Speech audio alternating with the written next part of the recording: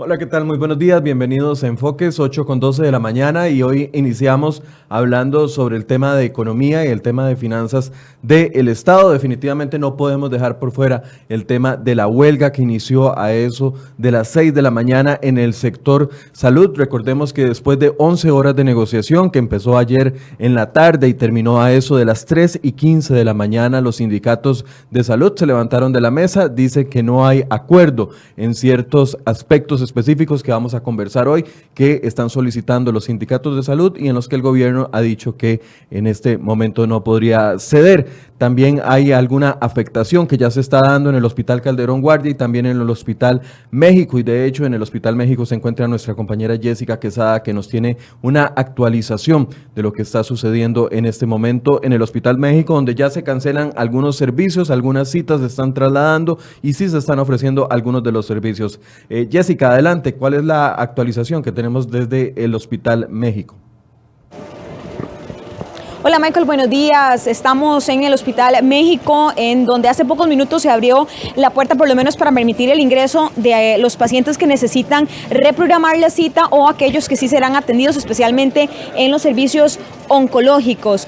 Como era de esperar, la manifestación o la protesta de huelga empezó a eso de las 6 de la mañana. Había una fila importante hace pocos minutos, pero se abrió la puerta precisamente para que aquellas personas que necesiten reprogramar o las que sí serán atendidas puedan ingresar. Hacemos un breve repaso de los servicios que sí se van a brindar.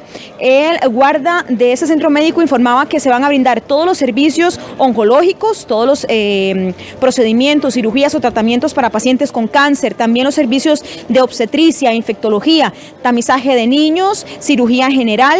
Las placas será un aspecto que está por definir y prácticamente se atenderían solamente o se haría el procedimiento en caso de que fueran de urgencia. También se garantizan los electrocardiogramas, medicina interna, cardiología, oftalmología y hemodiálisis. En cambio, los servicios que no se están brindando en el Hospital México son maxilofacial, tampoco los bucodentales, cirugía reconstructiva serían reprogramados, tampoco los servicios de ortopedia, alergología, psiquiatría, tampoco nutrición ni plataforma de servicios. En el caso de reumatología serán también citas o procedimientos que serán reprogramados en el transcurso de los próximos días como parte del plan de acción que tenía ya prevista la Caja Costarricense del Seguro Social. Allá ustedes pueden ver al fondo del centro médico una aglomeración importante de pacientes, algunos que han ingresado pese a que ya se les anunció acá en la puerta que no serán atendidos. Mientras tanto, los trabajadores que se han sumado al movimiento desde las 6 de la mañana están ubicados en el salón multiuso y permanecerán ahí prácticamente durante todo el día, a menos de que haya una nueva negociación entre sindicatos y Caja Costarricense del Seguro Social que dé como resultado la suspensión del movimiento de huelga, que reiteramos inició hoy a las 6 de la mañana y está prevista todavía que culmine a las 6 de la mañana del próximo miércoles. Es la información que tenemos desde el Hospital México, en donde, como decimos, efectivamente el movimiento de huelga está generando ya afectación y habrá que esperar también a que la Caja Costarricense del Seguro Social y los sindicatos anuncien la posibilidad de un nuevo diálogo durante la mañana o durante el resto del día para definir si el movimiento se mantiene o no. Bien, gracias Jessica. En unos minutos nos conectamos de nuevo con usted para que nos dé actualización sobre lo que está pasando en el Hospital México. También tengo aquí información que estamos publicando en crhoy.com. En la clínica Dr. Hugo Fonseca en Santo Domingo de Heredia, la huelga se está comiendo las citas, no se están atendiendo, solamente se están atendiendo urgencias y farmacia y no se está atendiendo odontología. En el Hospital Calderón Guardia también hay grandes filas en este momento. Pronto les vamos a estar pasando las imágenes de lo que está sucediendo en este sector. ¿Y por qué es que protestan los sindicatos de salud? Bueno, hay especificaciones que ellos están pidiendo con respecto a la regla fiscal, y para hablar de este tema nos acompaña esta mañana don Eli Feinsay, economista, que también le ha dado seguimiento a las solicitudes de ciertos sectores con respecto al tema de la regla fiscal. Don Eli, buenos días, gracias por acompañarnos. Buenos días, Michael, y buenos días a toda la audiencia. Como siempre, un placer estar por acá, aunque con pena por estos eventos que se están dando. Casi que todos los lunes iniciamos con el mismo titular, lunes de inicio de alguna de las huelgas, y hoy no es la excepción. Veíamos, Don Eli, conversábamos de que empezaron las negociaciones ayer en la tarde, a eso de las 4 o 5 de la tarde, se extendieron hasta las 3 y 15 de la mañana y los sindicatos del sector salud se levantaron, aunque el gobierno decía, estamos cerca de un acuerdo, se levantaron de la mesa y empezó este movimiento que en principio se va a mantener hasta el próximo miércoles. Sí, da la impresión de que los movimientos sindicales últimamente primero deciden ir a huelga y después, cuando se sientan a negociar, necesitan forzar la ruptura de la negociación porque pues, ya invirtieron mucho en hacer la huelga, ¿verdad? Entonces, realmente es una huelga contra un enemigo ficticio porque ellos dicen que defienden, o sea, que han difundido comunicados donde dicen que es una huelga en defensa de la caja. Pero la realidad es que cuando se levantaron de la negociación a las 3 y pico de la mañana, entrevistados los representantes de los diferentes sindicatos, y recordemos que en la caja hay más de 60 sindicatos, ¿verdad?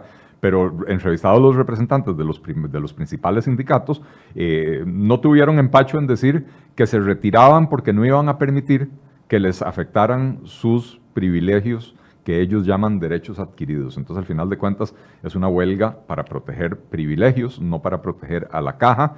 El argumento de ellos es que se oponen a la aplicación de la regla fiscal. Ese argumento no tiene ninguna tracción, y no tiene ninguna tracción porque tanto la Procuraduría como la Sala Cuarta han dicho que la regla fiscal no se aplica ni a las pensiones del IBM, ni al seguro de salud. Entonces, básicamente, las dos áreas principales de funcionamiento de la caja están exentas de aplicación de la regla fiscal. Lo único que queda ahí son los gastos administrativos, que están desbocados en la Caja Costarricense del Seguro Social, y por eso es que las cuotas, las contribuciones de la Seguridad Social se han disparado tanto en este país. Y ahí es donde va la huelga. Es para evitar que o para impedir de parte de los funcionarios de la caja, impedir que el gobierno pueda ponerle coto a la fiesta de los recursos públicos que hacen ahí en la administración. Ayer, antes de que se acercaran o ingresaran a esta negociación que se llevó a cabo en el edificio principal de la caja, la cual se suspendió a las 3:15 de la mañana, y ahora estamos hasta un nuevo aviso esperando qué va a suceder. A las 10 de la mañana, Albino Vargas convoca al sector multisectorial a una conferencia de prensa, pero le preguntábamos a la caja costarricense, a los sindicatos, qué era lo que pedían específicamente, y aquí hay 4 puntos muy claros. Uno es la no aplicación de la regla fiscal a la Caja Costarricense del Seguro Social como un todo, lo que usted empezó a explicar. Número 2, respeto absoluto al acta de acuerdos firmadas en febrero anterior, el apoyo para la agenda caja, lo que ellos llaman agenda caja, que tiene que ver con los aspectos laborales, con el congelamiento de plazas y las largas listas de espera. Y el número 4, el pago de la deuda que tiene el Estado con el sector empresarial, con la Caja del Seguro Social.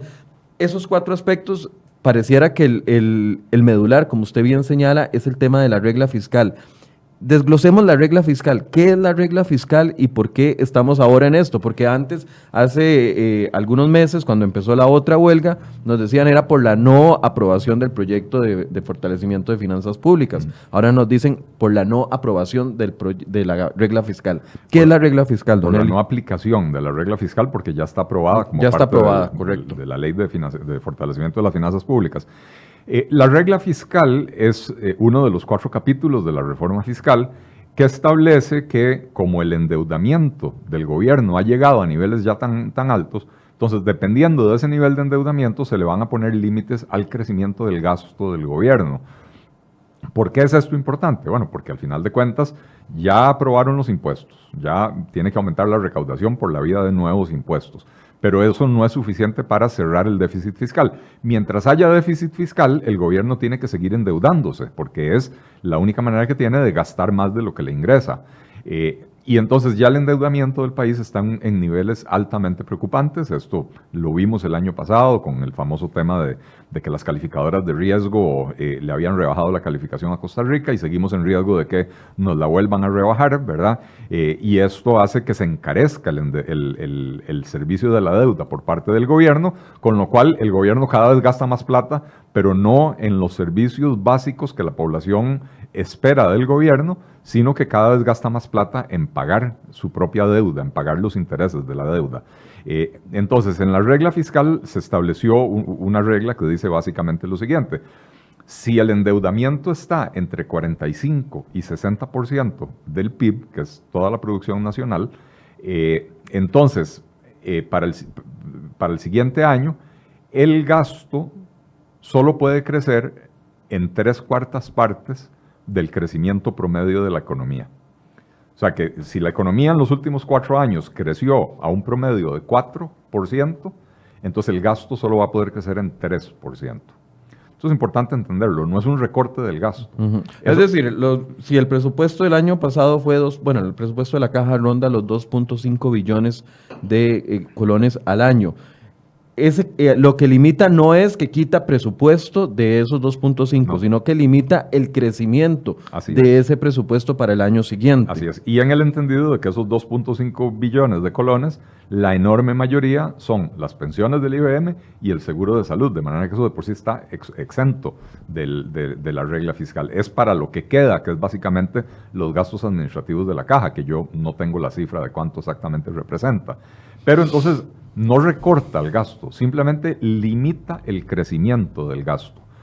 La deuda del gobierno, este año el Banco Central estima que va a cerrar a final de años en el orden de 59% del PIB. Entonces estamos dentro de ese rango entre 45 y 60, con lo cual el crecimiento del gasto para el próximo año, como decía, solo puede ser 3/4 partes del crecimiento promedio de los últimos 4 años. Entonces el gobierno ha dicho que ese cálculo da que el crecimiento es 4.6%, más o menos por ahí. Recordemos que estamos con inflaciones por debajo del 2%, entonces ese crecimiento además es un crecimiento real, o sea, en términos reales hay un crecimiento, a pesar de que se le pone un freno al ritmo de crecimiento, sigue habiendo crecimiento real, ¿verdad? Después la regla fiscal dice que si se supera ese umbral de 60%, o sea que si pasamos a 61, 62, 65%. Como muy probablemente vamos a estar en los próximos 2 años. El próximo año, o sea, si este año cerramos en 59, muy probablemente el 2020 vamos a cerrar por encima de 60. Y ahí se le pone una restricción todavía más estricta al gasto. En vez de hablar de que el crecimiento del gasto va a ser 75% del promedio de los últimos 4 años, sería 65% del crecimiento de los últimos 4 años. Y entonces ahí sí, ahí sí no, en ambos casos lo que se está haciendo es poniéndole un límite al ritmo de crecimiento del gasto. Nuevamente, no es un recorte del gasto. Ahora, expliquemos ¿por qué la importancia de que el seguro de salud y las pensiones queden por fuera de la regla fiscal? Porque esos son prácticamente los servicios que reciben los ciudadanos. Así es. Porque usted no puede decirle a un paciente que necesita un tratamiento de cáncer o una cirugía de corazón o trasplante de riñón, no se lo vamos a hacer en este momento porque no podemos gastar por la regla fiscal. Y entonces la Sala Cuarta y la Procuraduría han dicho que esos dos servicios, o sea, la pensión, que se supone que usted ahorró toda la vida para la pensión, no debería depender del gasto público, porque al final de cuentas son ahorros suyos, ¿verdad? Entonces, la Sala Cuarta y la Procuraduría han dicho esos dos rubros no los toca la regla fiscal. Pero lo que es el gasto administrativo de la caja no tiene por qué no incluirse dentro de la regla fiscal. Ahora, esto entendiendo de que no hay recortes de presupuesto, entonces podríamos decir que las personas que trabajan para la Caja del Seguro Social tienen sus aspectos cubiertos bajo el presupuesto que hay, sin afectación o sin quite de ninguno de esos pluses o beneficios o salarios base o remuneraciones que ya tienen adquiridas hasta este momento. Bueno, yo le voy a explicar al público por qué es esa oposición tan rabiosa de los sindicatos de la Caja. Y es que en la Caja se pagan anualidades de hasta un 5,5% por año de incremento salarial. ¿Esto qué quiere decir? Que al funcionario de la Caja, además de otro montón de beneficios y además de los ajustes que se le hace a cualquier trabajador todos los años por inflación, además de eso al funcionario de la Caja, los de las áreas médicas, se les hace un aumento del 5,5% solo porque transcurrió un año más. Eso es lo que se llama una anualidad. Y la ley, la regla, no la regla fiscal, la ley de fortalecimiento de las finanzas públicas estableció que estos pluses, estas anualidades ya no pueden superar el 1,94% para los profesionales y el 2,54% para los no profesionales. Es decir, entonces, las anualidades venían creciendo a un ritmo del 5% y con la aprobación el 4 de diciembre ya en firme de la ley de fortalecimiento se limita eso a un 1,90. A un 1,94 para los profesionales, que son los que reciben el 5,5 hoy en día. Entonces, evidentemente lo que ellos están luchando es contra ese cambio que les va a hacer que en vez de que el salario le suba en un 5,5%, le suba en un 1,94%. Recordemos que eso es adicional al ajuste por inflación y adicional a otro montón de pluses que tienen los funcionarios de la caja, ¿verdad? Pero básicamente ahí es donde está la oposición. De hecho, el otro día leí una estimación de que este mecanismo que tiene la caja para pagar los pluses representa un gasto de cerca de 240,000 millones de colones al año, ¿verdad? Sí, lo cual es de que eso se lo reparten entre los trabajadores al final de cuentas, ¿verdad? Y lo estamos financiando todos los asegurados de la caja. Entonces, al final de cuentas, los trabajadores, no solo de la caja, porque el tema de las anualidades y la limitación del crecimiento de las anualidades se aplicó a todo el sector público. Es correcto. Pero en el caso de ellos no es que se les está reduciendo el salario, sino que se está bajando la velocidad con la que iba el crecimiento de sus anualidades. Exactamente, lo has dicho perfectamente. Y esto es lo que tiene molesto a cierto sector.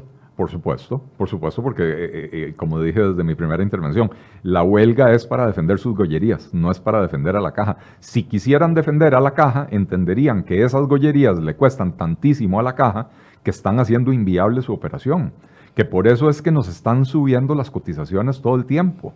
Y al subir las cotizaciones se encarece la contratación. Al encarecerse la contratación, las empresas dejan de contratar personal y por eso tenemos un desempleo tan alto en el país. Entonces, si realmente quisieran defender a la caja, renunciarían voluntariamente a esos pluses o dirían, señores de la caja, nosotros los sindicatos vamos a ayudar para que esto se implemente lo más rápido posible, para ayudarle a las finanzas de la caja. Sin embargo, muchos de los trabajadores de la caja interpretan, y bueno, viendo aquí un poco los comentarios, que claramente hay algunos que son personas allegadas a la caja, interpretan de que esto es un ataque contra sus salarios, o interpretan de que esto es un ataque contra sus remuneraciones, ya no lo puedo decir, remuneraciones. Sin embargo, aquí lo que estamos diciendo es que el crecimiento va a ir menor, como todo está en el crecimiento del país, que ha ido desacelerándose. Así es. Los salarios, no solo de la caja, en general del sector público, venían creciendo en los últimos 10 o 20 años muy por encima del ritmo de crecimiento de la economía. Por eso es que el gasto público se volvió insoportable en este país. Entonces ya se le metió con la ley, ya se le puso límite a eso. Al resto del sector público y sobre todo a lo que es el gobierno central, nada de caritas, a ellos se les aplica esa reducción en los pluses, ¿verdad? Y los de la caja están luchando para que a ellos no se les aplique esa reducción de los pluses. Pero vos lo dijiste magníficamente. No es un ataque a las remuneraciones. Las remuneraciones de ellos no van a sufrir desmedro. Esto es simplemente ponerle un límite a las gollerías que les permitía que sus salarios crezcan muy por encima de la inflación y muy por encima del crecimiento de la economía costarricense. Estoy viendo, bueno, hay una reacción muy violenta en este momento de una persona que se llama Chus Ali Méndez diciendo que lo que estamos diciendo son fake news o que son mentiras, pero don Eli, lo respalda lo que dice la Procuraduría, lo respalda lo que dice la Contraloría, lo respalda lo que dice la ley. El tema de exonerar de la regla fiscal al seguro de salud y de exonerar a la regla fiscal de la regla fiscal también al tema de las pensiones, lo que busca es la sostenibilidad de la caja y son gastos que no están creciendo al mismo nivel que estaban creciendo los gastos administrativos. Bueno, yo no me atrevería a decir que no están creciendo al mismo nivel porque no he visto ese dato, pero... Perdón, era pregunta, yo tampoco lo conozco, entonces no quiero afirmarlo, era pregunta. Ok. El tema es que no, ese pronunciamiento de la Procuraduría y de la Sala Cuarta en realidad no es para garantizar la sostenibilidad financiera de la caja, es para garantizar el nivel de servicio que brinda la caja, es para que la caja no tenga que recortar los servicios que brinda por culpa de la regla fiscal. como decía anteriormente, para que no le lleguen a decir al paciente de cáncer, aguántese 6 meses porque este año no le puedo dar el tratamiento porque ya llegué al tope del gasto, ¿verdad? Lo que sí es para ayudar, contribuir a la sostenibilidad de las finanzas de la caja es aplicarle la regla fiscal a los gastos administrativos de la caja. Ahora, el gobierno está en un zapato aquí, porque en la negociación lo que se está pidiendo es la exclusión de la regla fiscal de todo del tema. Sin embargo, ni el mismo gobierno puede aceptar esa situación porque estaría violando el gobierno la ley. El gobierno no puede aceptar eso exactamente porque iría contra la ley. Sin embargo, el gobierno entró a la negociación con los pantalones abajo, de una vez con los pantalones abajo. Ya les habían ofrecido anteriormente a los sindicatos que podían firmar un decreto posponiendo la entrada en vigencia de estos cambios durante 17 meses, que eso era lo que estimaban que iba a necesitar la caja para actualizar sus sistemas informáticos de pago, ¿verdad? Cosa que a mí me parece una barbaridad. La caja tiene un departamento de informática, he estado tratando de averiguar exactamente cómo funciona. Entiendo que hay alrededor de 500 funcionarios en el departamento de informático de la caja. Y si usted necesita 17 meses para modificar su sistema informático, o sea, realmente, ¿para qué está pagando 500 salarios, verdad? Mejor se compra un sistema informático nuevo. Pero inicialmente se les había ofrecido 17 meses para hacer ese ajuste. Ahora, en la oferta que presentó ayer el gobierno, ya iba por 20 meses. Ya no son 17 meses. Y no recuerdo, voy a buscar el dato porque lo vi esta madrugada. Había otra oferta que había presentado el gobierno que también es, a mi juicio, no es de recibo. Bueno. Dice que el gobierno apoyará un proyecto de ley sobre pago bisemanal, porque una de las cosas que modificó el plan fiscal es que esa costumbre que habían hecho algunas instituciones de que le pagan cada 2 semanas en vez de cada quincena, resultaba en que a los funcionarios se les pagaban 13 meses en vez de 12, además del aguinaldo y además del salario escolar, ¿verdad? ¿Por qué? Muy sencilla la matemática. En el año hay 12 meses. Cada mes tiene 2 quincenas, del 1 al 15 y del 16 al 30 o al 31. Entonces, cuando a usted le pagan quincenal, le pagan 24 veces al año, ¿verdad? Pero el año tiene 52 semanas. Y entonces, bisemanas, que es el conjunto de 2 semanas, cuando usted divide 52 entre 2, le da que hay 26 bisemanas. Entonces, en vez de pagarle 24 veces, le estaban pagando 26 veces. Esto lo eliminó el plan fiscal.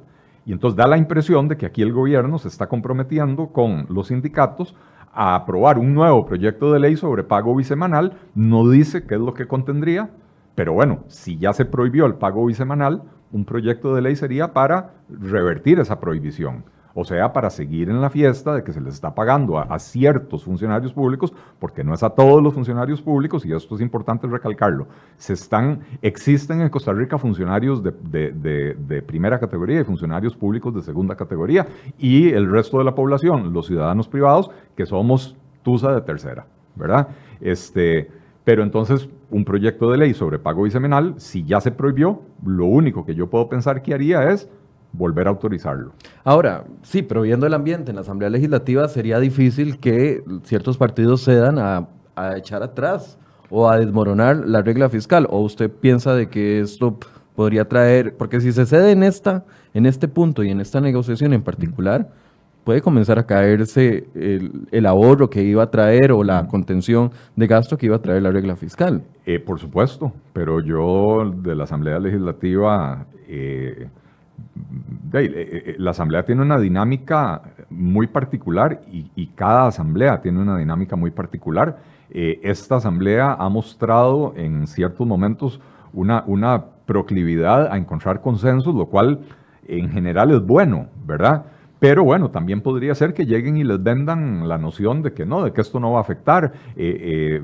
Porque hay que tener claro una cosa, Michael. La Caja Costarricense del Seguro Social, su gasto no es parte del gasto del gobierno central. Y entonces, si la caja gasta más o gasta menos, no afecta directamente al déficit fiscal. La clave está en directamente, porque claro que lo afecta. cada vez que la caja decreta un aumento de las cotizaciones y le decreta un aumento de la cotización no solo al empleado y al patrono, sino también al Estado, el Estado tiene que sacar más plata, tiene que hacerle una transferencia a la caja. Si no se pone control al gasto administrativo de la caja, el Estado cada vez tiene que sacar más dinero del erario público, bueno, del erario, no se dice erario público, el erario es público por definición. Es una redundancia. Sí, exactamente. El Estado tiene que sacar plata del erario, lo cual quiere decir tiene que sacar plata de los bolsillos de los costarricenses para pagarle a la caja su cotización, sus deudas con el gobierno, sus deudas con la caja, etc.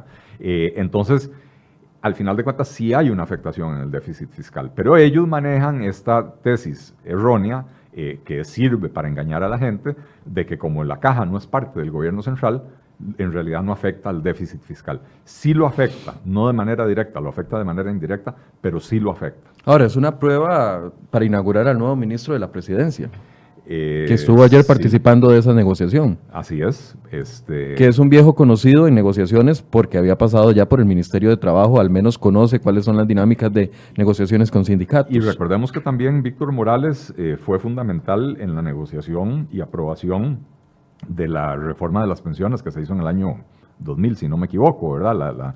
La que creó el régimen complementario de pensiones. Entonces sí, es un conocedor del tema, es un conocedor de los sindicatos, pero, insisto, la posición de entrada que llevó ayer el gobierno a estas negociaciones me pareció sumamente débil y me parece nociva para la economía del país y nociva, por supuesto, para los ciudadanos que pagan impuestos y pagan cotizaciones a la caja. Ahora, ¿qué sentido tiene entrar a un proceso de negociación cuando, y aquí vuelvo a preguntar lo mismo, que siento que estoy haciendo un flashback a septiembre del año anterior, ¿en qué sentido tiene entrar a una negociación cuando la primera solicitud es un imposible jurídico, por así decirse, en este momento? Porque bien claro, tendríamos que pasar por una aprobación de un nuevo proyecto de ley casi que express. Si ellos quisieran deponer la huelga hasta que se dé un resultado concreto, entonces tendríamos que entrar en un proceso de negociación en la Asamblea Legislativa y que se apruebe una ley, porque no hay otra forma de hacerlo. ¿Sí hay otra forma de hacerlo? No, o sea, a mi leal saber y entender no hay otra forma de hacerlo. Pero el gobierno parece tener una interpretación de que ellos por vía de decreto pueden determinar cuándo entra en vigencia ciertas partes de la ley o a quién le entra cuándo ciertas partes de la ley. Yo no creo que eso sea legal. Yo creo que ese decreto perfectamente se lo puede traer uno abajo con un salacuartazo, ¿verdad? Porque la única forma de posponer la entrada en vigencia de ciertos aspectos de la ley para ciertos sectores de la sociedad es que los diputados lo hayan incluido en un transitorio de la ley. Y si no está en el transitorio, el gobierno no está autorizado a inventarse ese transitorio. Entiendo que hay, aparte de lo que hemos comentado, hay una negociación o una oferta del gobierno de presentar en la Asamblea Legislativa un proyecto para reformar el plan fiscal para permitir la posposición de la entrada en vigencia de algunas de estas cosas para la caja.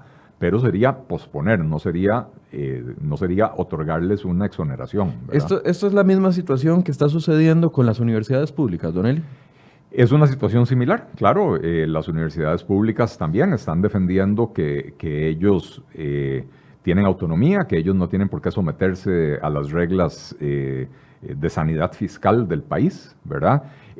Lo que pasa es que las universidades tienen un mecanismo diferente de negociación, que es el FES, y ya lograron lo que quieren, ya lograron el aumento de 12.000, 14.000 millones de colones en el FES, y entonces por ahora las universidades están calladitas, ¿verdad? Pero ¿cómo se llama? Pero es básicamente lo mismo. Lo que están diciendo es nuestra autonomía nos otorga el derecho de no cumplir con la ley que es para el resto de los costarricenses, pero no para nosotros. Ahora, las últimas 2 semanas, ya lo habíamos conversado el lunes anterior, que ya don Eli casi que está de planta los lunes acá con nosotros, habíamos conversado sobre el tema de lo que reflejó o lo que arrojó el programa macroeconómico, donde se ve un retroceso en el crecimiento y un retroceso casi que en todos los indicadores que esperábamos un poco más positivos. Y la semana pasada la Contraloría va a la Asamblea Legislativa y la Contralora dice que si la regla fiscal no se aplica en las universidades públicas, en la Caja del Seguro Social y en otras instituciones, puede venir una catástrofe o menguarse o minimizarse completamente lo poco que se había logrado con el plan fiscal. ¿Es así la interpretación de la Contraloría según lo que usted entiende? Sí, así es. De hecho, las estimaciones del propio gobierno era que el plan fiscal iba a tener un rendimiento, o sea, cuando hablo del rendimiento es de cuánto iba a ser el ajuste que hacía el plan fiscal, ¿verdad? Y ellos hablaban, no me acuerdo, creo que decían que para el año 2023 el ajuste iba a ser en el orden de 3,6%. Del PIB, ¿verdad? O sea que entre lo que iban a recaudar y disminuir el gasto, iban a lograr un ajuste de 3,6%. Esto era básicamente una tercera parte, aumento de ingresos por los nuevos impuestos, y 2/3 partes contención del gasto. Pero ahora el Banco Central hace la revisión del crecimiento, y entonces con la revisión del crecimiento, que la economía está creciendo menos de lo que habían proyectado, los ingresos que dependen del nivel de actividad económica también van a ser menores. Entonces ya el rendimiento por ingresos no va a ser como lo habían esperado. Y si encima de todo le seguimos echando agua a la olla de la sopa del lado del gasto, y entonces al final de cuentas lo que vamos a tomar es agüita hervida, ¿verdad? No un buen caldo sustancioso.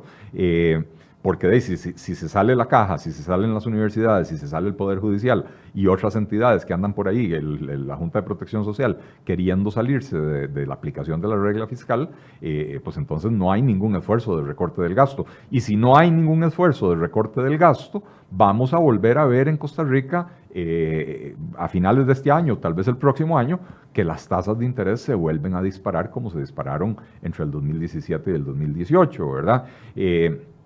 Han tendido a bajar en el primer semestre de este año porque la aprobación de la regla fiscal en alguna medida dio confianza a los mercados financieros, no a los consumidores costarricenses, no a los productores costarricenses, pero sí a los mercados financieros, ¿verdad? Entonces las tasas de interés volvieron a bajar. Pero en la medida que el recorte del gasto se diluya y en la medida que los nuevos ingresos no sean tan altos como ellos proyectaban, lo cual quiere decir que el déficit va a seguir siendo cada vez más alto, es como que si no hubiéramos hecho absolutamente nada. Don Eli, creo que vale la pena recordar el tema del financiamiento de la caja y lo que usted ya abordó hace unos minutos, pero quisiera hacer énfasis en eso, porque, a ver, si se da entonces una flexibilización con respecto al tema de la no aplicación de la regla fiscal y entonces dejemos los pagos bisemanales para los empleados de la Caja del Seguro Social, dejemos entonces las anualidades de 5.5%, ¿quién es el que va a terminar pagando eso? Y por supuesto el camello pueblo, ¿verdad? Al final de cuentas, cuando usted va y recordemos que el próximo año, en julio del próximo año, entra en vigencia el IVA del 1% a la canasta básica, ¿verdad? Y entonces cuando usted vaya a la pulpería a comprar el pancito y la mantequilla para el desayuno, y le empiecen a meter el 1%, y cada vez que usted va a comprar cualquier otra cosa, porque hoy en día la mayoría de los bienes ya están pagando el 13% y la mayoría de los servicios también ya están pagando el 13%, y otros servicios quedaron con tasas diferenciadas del 4, del 2, del 1%, ¿verdad? Entonces al final de cuentas el que paga es el pueblo, que no puede esquivar ni los impuestos ni las cuotas de la seguridad social, pero el daño se lo está haciendo la propia caja, porque el incremento en la informalidad, y recordemos que la semana pasada salieron las cifras de desempleo, el desempleo está en el orden del 12%, es una tragedia nacional, pero además... Sin contar los desalentados ahí, ¿verdad? Sin contar los desalentados. Entonces quiere decir que ya andamos por 14, 15%. Así es. Además de que si le agregamos a eso el subempleo, que no manejo la cifra, pero andaba en el orden del 10%, subempleo es la gente que sí tiene trabajo, pero está trabajando menos horas de las que desea, o está trabajando en un trabajo por debajo de sus capacidades, ¿verdad? Un ingeniero que al no encontrar trabajo se pone a uberear, por ejemplo, ¿verdad? Eso se considera subempleo. Entonces ya tenemos una situación entre desempleo y subempleo que está afectando a una cuarta parte de la población costarricense, si no más, ¿verdad? Pero además de los que sí tienen trabajo, el 46 y pico % están en el sector informal. ¿Qué quiere decir que están en el sector informal? Que no están cotizando para la caja, con lo cual no tienen acceso a los servicios de salud, no están cotizando para la pensión, con lo cual no tienen esa protección para cuando se pensionen, o que trabajan en empresas que ni siquiera están inscritas, ¿verdad? Entonces, a la caja lo que le sirve es facilitar las condiciones para que la gente se afilie a la caja, para que empiece a cotizar. Entre más gente haya cotizando, más dinero va a recibir la caja. Pero si la caja insiste en no recortar sus gastos y subir sus cotizaciones para poder cubrir esos gastos, cada vez va expulsando a más gente de la formalidad. Entonces la caja se está pegando un disparo en el pie.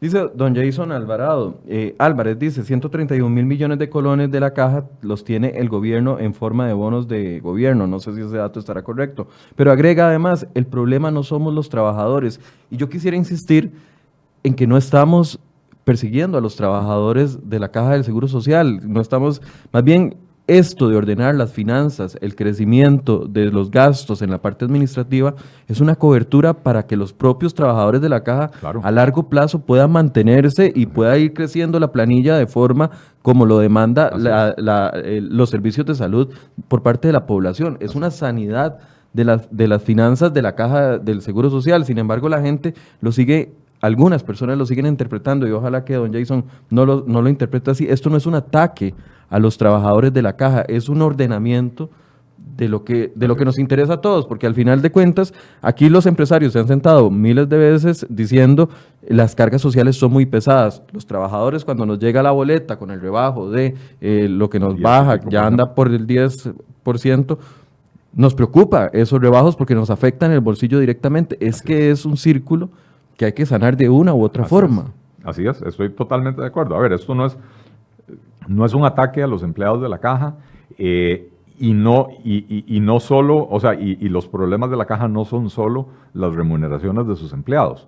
Hay un montón de ineficiencias que hay que corregir, etcétera, ¿verdad? Y también hay morosidad y evasión.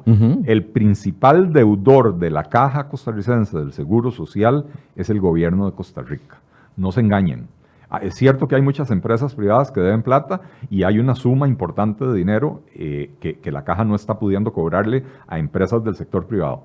Pero por mucho, el principal deudor de la Caja es el gobierno de Costa Rica. Es el que más le tiene el perro amarrado, ¿verdad? Entonces, no nos engañemos con ese cuento.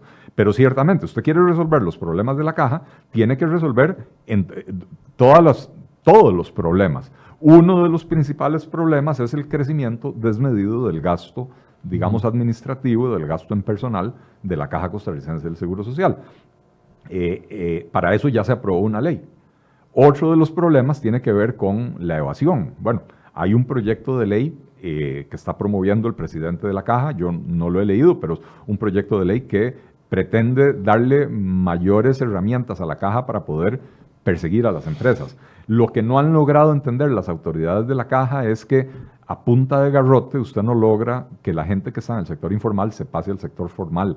A la gente que está en el sector informal usted tiene que ofrecerle una zanahoria, usted tiene que ofrecerle algo atractivo para que digan, ok, sí, vale la pena meterse en la formalidad. Es más barato formalizarse que hacer el intento de evadir.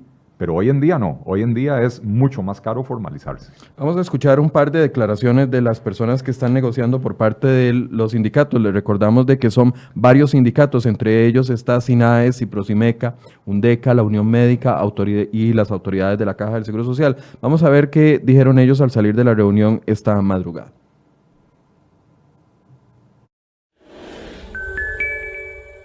Zúñiga. Ajá.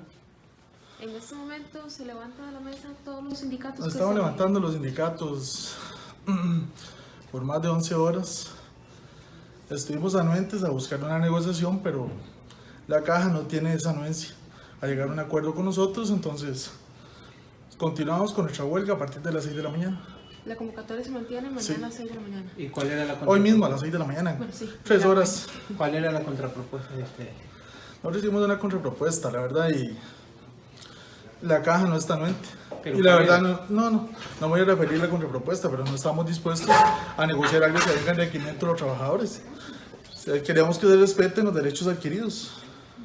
¿La falta de acuerdo fue solo con la Caja o también con la propuesta del gobierno? ¿O era una sola, senador? Tal vez nos pueden En realidad la misma punto. propuesta la que respalda el gobierno. Al menos la caja sí tiene disposición, pero a la caja se le sale de las manos porque el gobierno la tiene atada a manos. Ok, entonces a esta hora ser ya... ¿Y en qué tiene disposición? En ambos aspectos, regla fiscal y derechos adquiridos.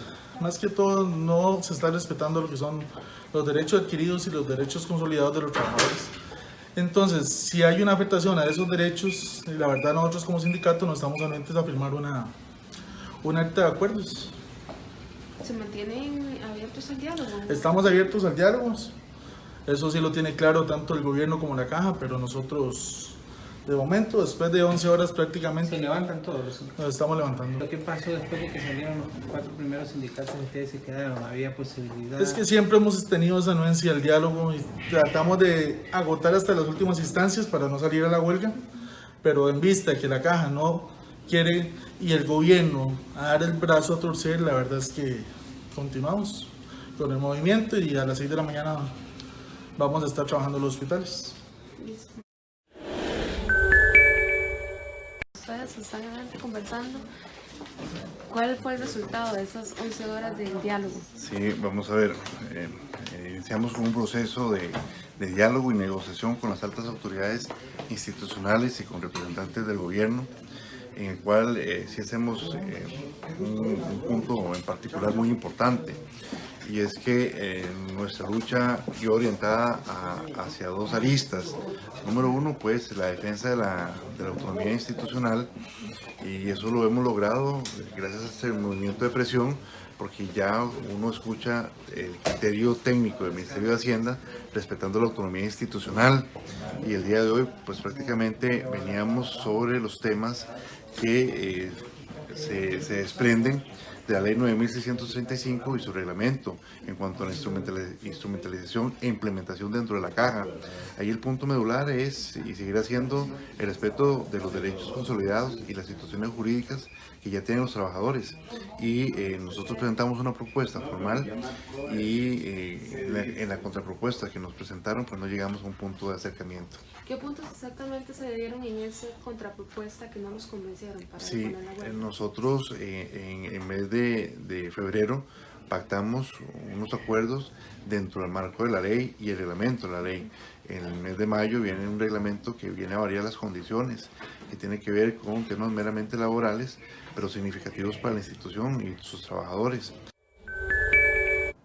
Hablemos, don Eli, del acuerdo del 20 de febrero, que es uno de los acuerdos que mencionan ellos y donde ratifican, es por los derechos consolidados. Y recuerdo que cuando hemos conversado aquí con la ministra de Hacienda o que hemos conversado con Pilar Garrido, ministra de Planificación, el tema de los derechos consolidados es todo un tema. Sí, bueno, ese acuerdo del 20 de febrero, que fue un acuerdo que se firmó entre el presidente ejecutivo de la Caja, los gerentes de la Caja y los representantes laborales de los sindicatos, es un acuerdo absolutamente ilegal, porque es un acuerdo en el que básicamente dicen nos ponemos de acuerdo en no respetar la ley que aprobó la Asamblea Legislativa de Costa Rica. Perdón, pero la ley es para todo el mundo y uno no puede escoger cuál ley aplica o cuál ley no aplica. Los ciudadanos cuando rompen la ley se exponen a penas de cárcel, ¿verdad? Y realmente yo no entiendo por qué ese acuerdo no ha dado pie a una investigación para ver quién incurrió en responsabilidades administrativas e incluso penales por haber tomado un acuerdo contrario a la ley, evidentemente contrario a la ley. Y ese fue para mí el error número uno que cometió la actual administración de la Caja, pero además la administración Alvarado, porque el presidente ejecutivo de la Caja es nombrado directamente por el presidente y su consejo de gobierno. No puede ser, es más, el presidente ejecutivo de la Caja forma parte del gabinete ampliado. No puede ser que él asuma acuerdos, firme acuerdos contrarios al proyecto estrella del gobierno y que eso no tenga consecuencias. Entonces, ese acuerdo del 20 de febrero es absolutamente ilegal. Eso es lo primero. Lo segundo es que en las declaraciones de los dos representantes sindicales que tuvimos aquí en el segmento anterior, ambos hablan de que al final de cuentas, lo que estábamos diciendo en los primeros segmentos, lo que los tiene en situación de huelga es la defensa de lo que ellos llaman derechos adquiridos o derechos consolidados. usted tiene un derecho a su salario. Es más, la propia reforma fiscal establece que lo que usted ya estaba ganando antes de la aprobación de la reforma fiscal no se lo pueden tocar porque eso ya es un derecho adquirido, eso es un derecho consolidado. Pero la expectativa de que su salario siga creciendo todos los años en un cierto porcentaje, 5,5% en el caso de los funcionarios de las ciencias médicas, de los profesionales de las ciencias médicas, eso es nada más una expectativa, no es un derecho consolidado. Y entonces... El derecho consolidado es lo recibido ya. Lo que usted ya recibió. O sea, lo que usted ya recibió, incluso en la forma de privilegios, ¿verdad? Y entonces, las anualidades que usted tenía acumuladas, si usted es un doctor que tiene 10 años, y los 10 años trabajando en la caja, y los 10 años ha recibido aumentos del 5,5%. No te pueden ir a cobrar si no, la no ley solo dice... no se lo pueden cobrar, sino que la base de cálculo de este año incluye todo lo que ya usted se ganó los años anteriores, ¿verdad? Pero la nueva anualidad que le van a dar este año sí es menor porque la ley así lo decidió. Entonces, una cosa son los derechos consolidados, que es lo que usted tenía para atrás. La Sala Cuarta ha dicho que el salario, la remuneración de los funcionarios, usted no se la puede tocar, siempre y cuando haya sido legal, ¿verdad? O sea, lo que yo llamo privilegios, que a mí me disgustan bastante, fueron creados por leyes y por convenciones colectivas, entonces estos funcionarios los recibieron legalmente. Y entonces, lo que ya recibieron antes de la aprobación de la ley fiscal es perfectamente legal, eso es un derecho consolidado. Pero lo que viene después, ellos lo que están defendiendo es el deseo que tienen de que per secula seculorum el salario de ellos siga creciendo en un 5,5% o en un 3,5%, dependiendo de la categoría laboral que tienen, para el resto de la vida. Cuando la ley lo que dijo es, a partir de ahora, los profesionales 1,94% y los no profesionales 2,54%. Ahora, un acuerdo no está por encima de la ley. El acuerdo no está por encima de la ley, el acuerdo es absolutamente ilegal. Creo, no me acuerdo, porque yo no soy abogado, pero creo que se llama prevaricato, resolver contra la ley, ¿verdad? Y en ese sentido, porque muchos están reclamando acá, bueno, el acuerdo, pero si el acuerdo no está por encima de la ley, el paso siguiente al 20 de febrero, el 21 de febrero, era que para que ese acuerdo tuviera una validez, se presentara un proyecto de ley y ya estuviera aprobado.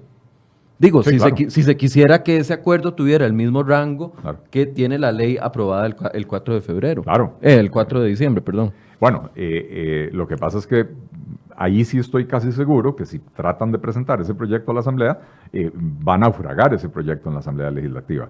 Es que nuevamente, entre un presidente ejecutivo y los sindicatos de una institución, no pueden tomar acuerdos que son contrarios a la ley que aprobó la Asamblea Legislativa, que es ley para todos los ciudadanos. Punto. Claro. Ciudadanos sin apellido. O sea, no hay, ante la ley por lo menos, no hay ciudadanos de primera, segunda y tercera categoría. En el entramado de privilegios y gollerías que se ha creado en el sector público costarricense, se ha creado funcionarios de primera, funcionarios de segunda y ciudadanos de tercera categoría. Bueno, todavía no hemos podido quitar el desenganche médico salarial. Imagínense. Que beneficia, que cada vez que se le sube el salario a un policía que tiene salarios claramente muy bajos, repercuten de una u otra forma en el salario de los médicos. No estoy hablando de administrativos, ni de enfermeros, ni de nada, de los médicos en particular. Bueno, de los médicos, de los enfermeros, de los psicólogos, todos los profesionales de las ciencias médicas. No los administrativos. No los administrativos. Okay.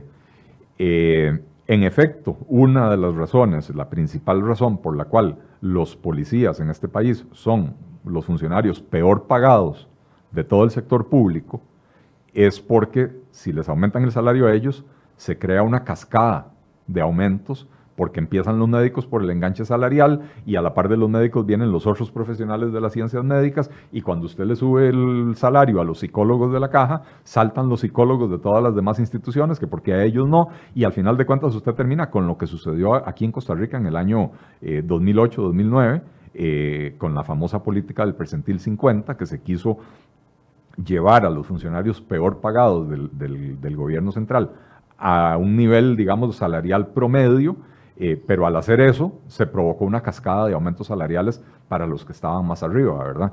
Y a partir de ahí empieza la crisis fiscal en la que estamos hoy en día, ¿verdad? Que es una crisis que se dio por el crecimiento desmedido del gasto público. Hablemos de la autonomía, porque la autonomía institucional no solo ha sido tema en esta conversación de la Caja del Seguro Social, sino también en el tema de las universidades públicas. ¿Hasta dónde llega?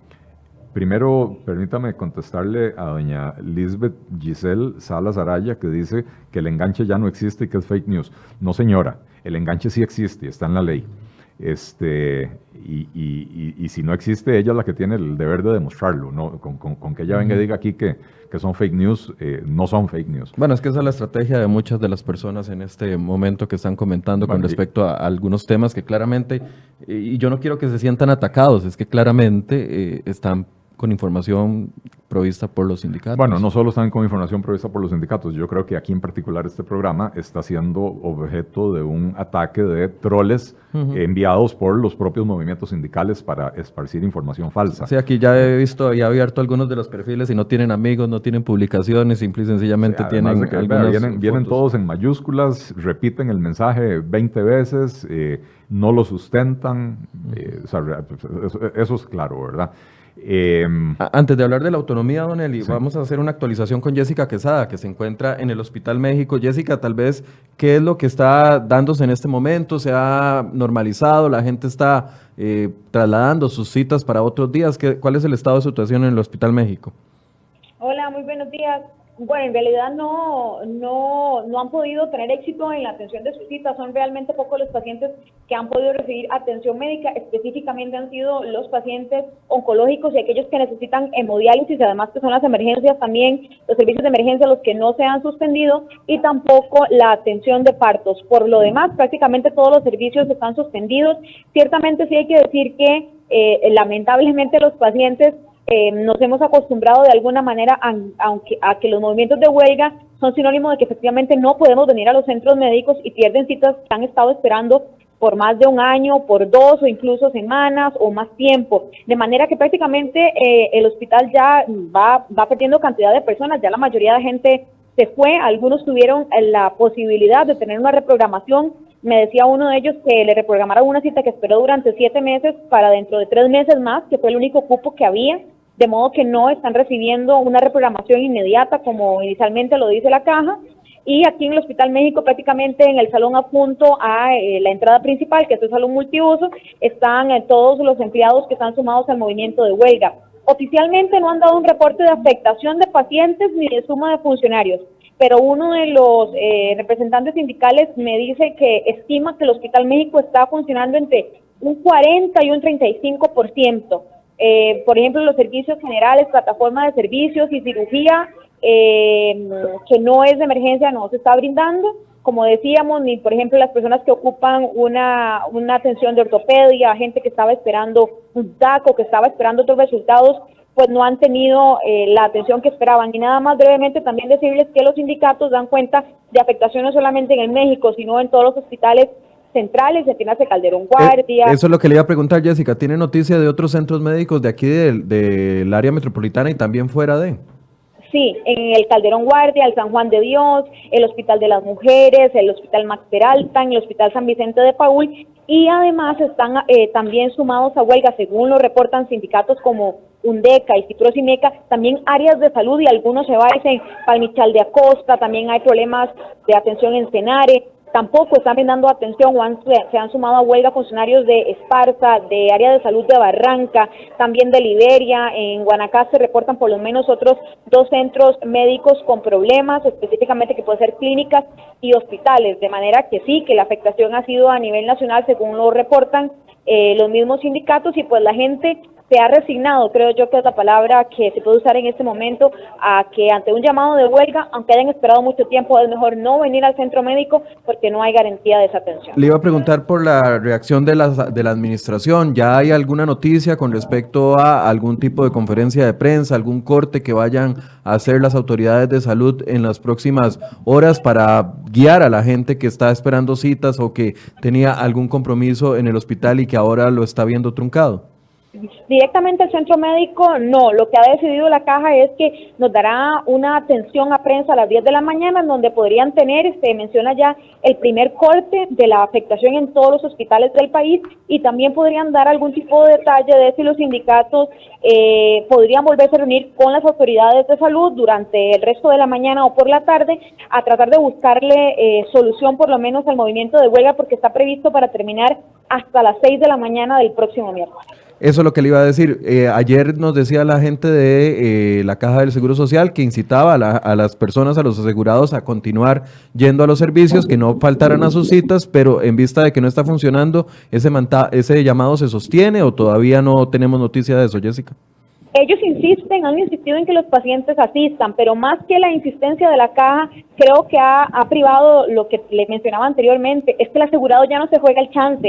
Hay gente que viene desde la Cruz de Guanacaste, gente que viene desde Paquera, desde la península, gente que viene de Osa, gente que viene de toda la zona norte a recibir un tratamiento de hemodiálisis, que en este caso se da, pero hay muchos más que vienen a citas o que debían hacer ese viaje y en realidad lo evitaron porque no tenían garantía de ser atendidos. Entonces, aunque la caja insiste, la gente ha tomado la decisión de no venir, y se lo digo porque el reflejo es que la mayoría de las personas que están en el Hospital México sabían que podían ser atendidos porque son pacientes oncológicos. Muchos se han tenido que retirar porque venían a una cita de ortopedia, a una cita de seguimiento de maxilofacial, y lo que nos han comentado es, nos tuvimos que devolver, algunos con reprogramación de cita y otros no, pero ellos insisten, es que no hicimos caso al llamado y pensamos que sí nos iban a atender.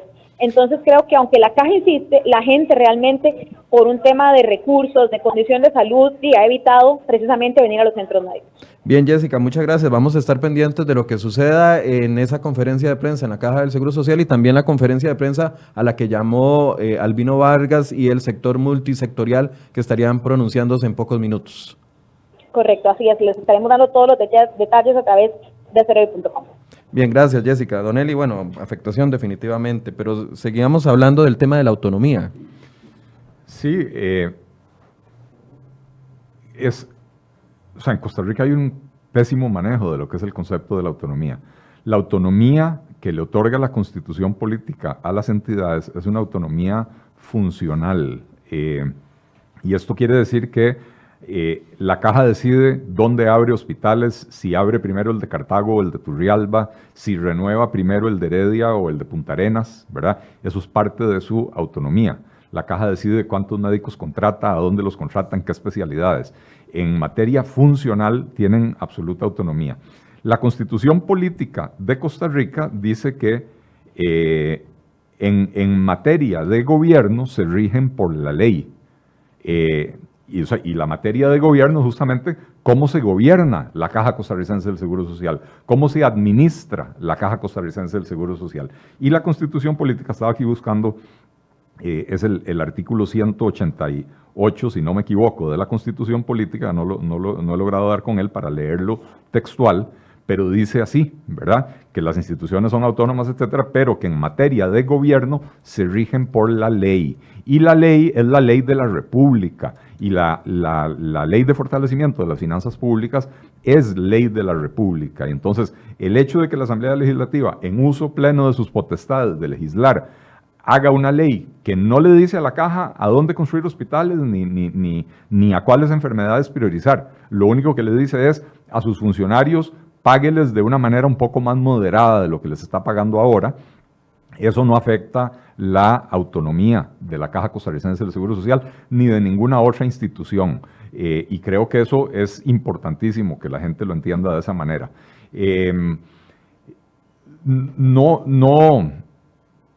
Bueno, voy a dejarlo ahí para no entrar en un pleito aquí con... Sí, no hay problema. Nada más tengo un comentario, Madeleine Chávez. Yo tengo 2 sobrinas con parálisis cerebral, tengo que meter recetas para las 2 por sus diferentes padecimientos de Levay, de Llanos de Santa Lucía en Cartago. Me mandaron a varios lugares, llegué hasta el hospital de Cartago y tampoco me dieron los medicamentos. ¿Cómo ponen en riesgo la salud de las personas que realmente lo necesitan? Tengo que llevarlas a emergencias sin estar enfermas solo para que les den un medicamento. Esa es una de las opiniones. Hay otras opiniones con respecto a lo que ha estado sucediendo. Sin embargo, bueno, para ir ya concretando, la solicitud de no incluir toda la parte administrativa de la regla fiscal, de la caja dentro de la regla fiscal, en este momento es un imposible jurídico. Para mí sí, habría que preguntarle a un abogado, ¿verdad? Pero para mí sí es un imposible jurídico.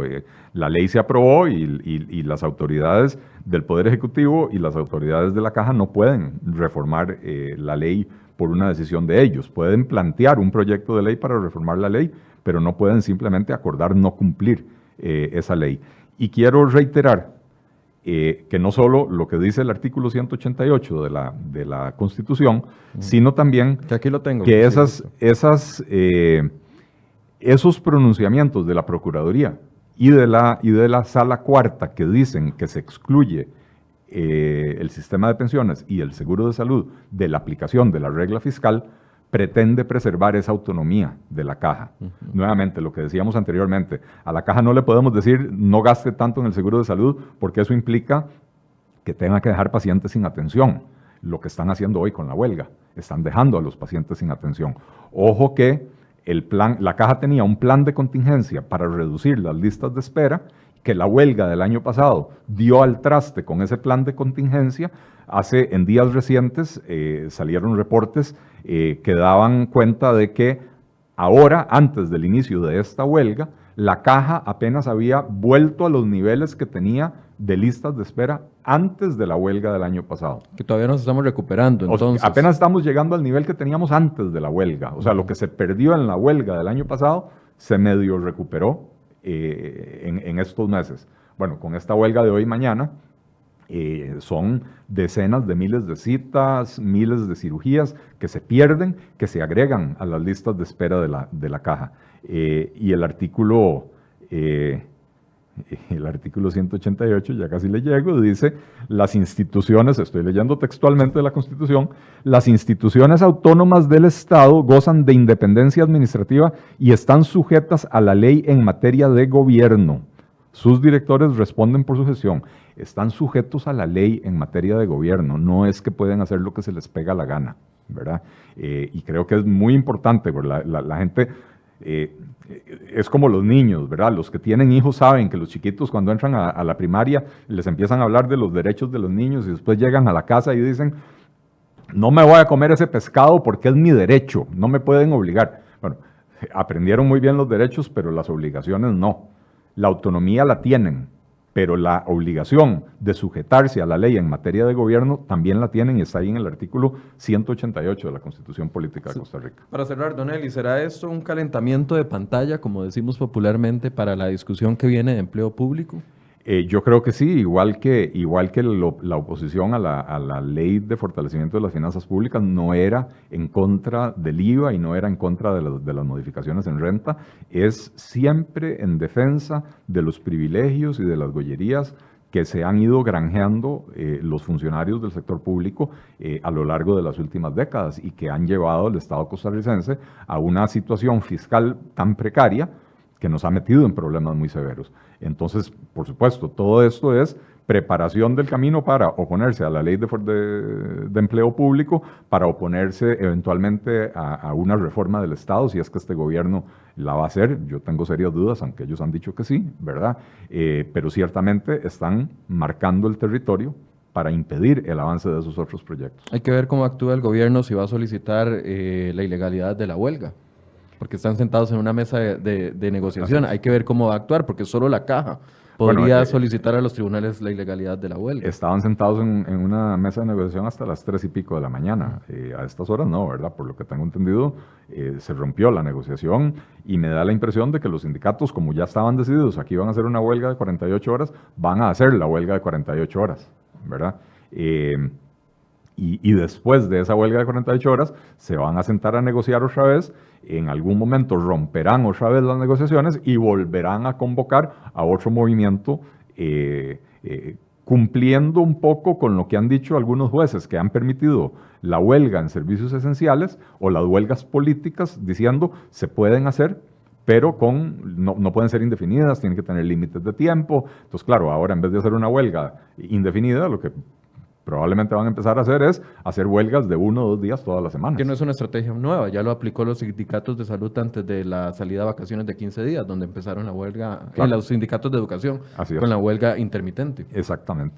Y hoy, bueno, están convocados entonces para las 10 de la mañana el sector multisectorial y los sindicatos de salud estarían a las 3 de la tarde afuera de la Asamblea de Educación, a las 3 de la tarde afuera de la Asamblea Legislativa. Entonces, como que van convergiendo todas las aristas. Así es. Bien, don Eli, muchas gracias. No sé si quiere hacer un cierre. Yo creo, a ver, nuevamente, por supuesto que cuando uno habla de estos temas tiene que ser muy crítico de la actitud sindical, ¿verdad?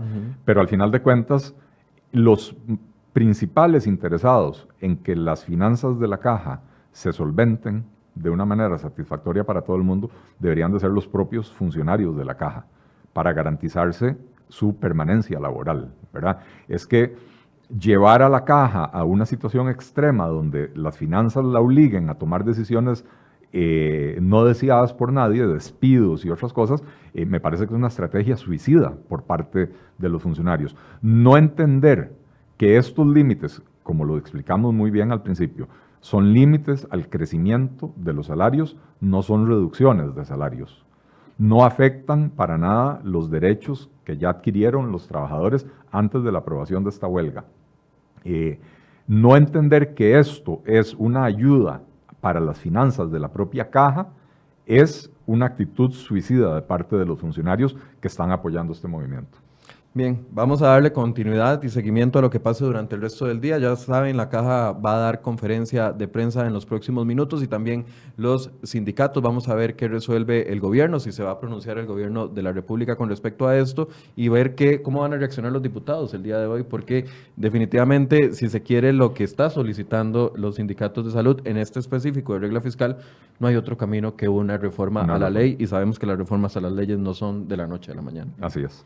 Bien, muchas gracias a ustedes por su compañía, gracias don Eli, gracias por los comentarios y gracias por los aportes. Vamos a estar dándole seguimiento. Como siempre, esta mesa ha estado abierta a que el sector sindical se quiera o venga a sentarse acá a explicar sus puntos de vista. Hasta el momento no lo han aceptado desde septiembre del año pasado, pero la mesa sigue abierta para escucharles y para preguntarles con respecto a sus motivaciones con este nuevo movimiento que ya se suma a lo que ha venido sucediendo en los últimos meses con el sector educación. Vamos a estar pendientes y en cualquier momento nos conectamos con ustedes nuevamente desde la Caja del Seguro Social para darles actualización de la afectación que se ha dado el día de hoy. Los esperamos mañana a partir de las 8 de la mañana. Muy buenos días.